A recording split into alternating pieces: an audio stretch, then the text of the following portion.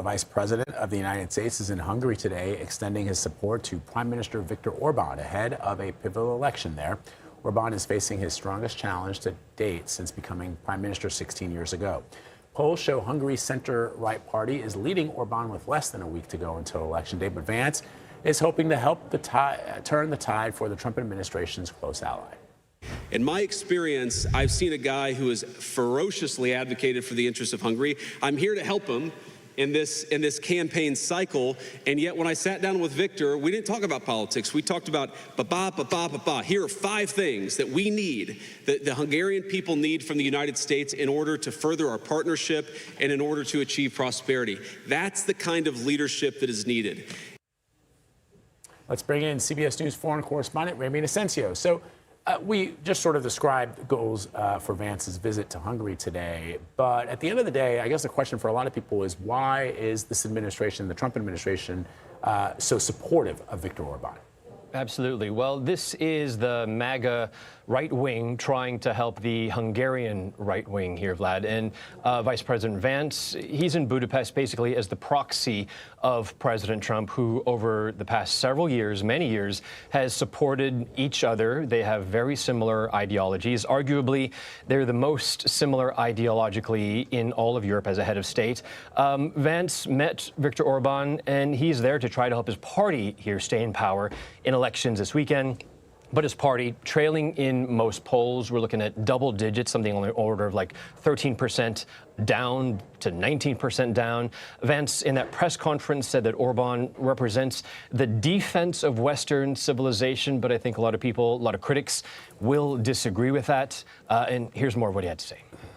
Now, I don't expect, of course, the people of Hungary to listen to the Vice President of the United States. That's not primarily why I'm here. But I did want to send a signal to everybody, particularly the bureaucrats in Brussels who have done everything that they can to hold down the people of Hungary because they don't like the leader who has actually stood up for the people of Hungary. I want to point out that Vance is also the first sitting U.S. vice president, let alone president, to campaign in Hungary, obviously breaking with American tradition to stay out of the domestic affairs of other countries. We're expecting him to speak at a soccer stadium today to try and fire up supporters for Orbán in advance of those elections this weekend. So we just heard Vice President Vance say that he doesn't expect anyone in Hungary to listen to, a U.S. Or one of the U.S. leaders. I mean, do you think it's going to have any sway? And what does this mean for the political sphere if Orbán does not win? As you said, he's not leading in the polls right now.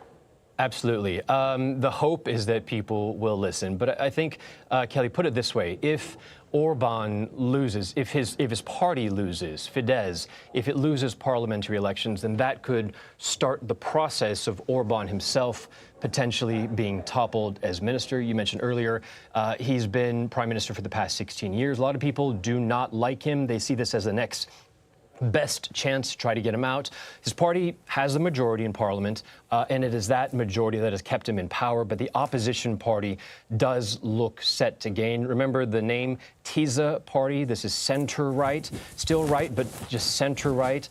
Not a sure thing here that they're going to win, because from what we're seeing from the polls, about a quarter of the voters, or about 25% of the voters, are still undecided. But again, if Orbán goes, a lot of people I think wouldn't be just happy, they'd be ecstatic in the country, in NATO, and in the European Union because of all of the platforms that Orbán and his party have stood up for. The dismantling, as critics say, of democratic institutions, freedom of the press, LGBT issues, many things that people in Western Europe and around the world would like to see changed around, again, after the past 16 years of Orbán being in power. And again, those elections are this Sunday. Fascinating. Ramy, really good analysis. Thank you.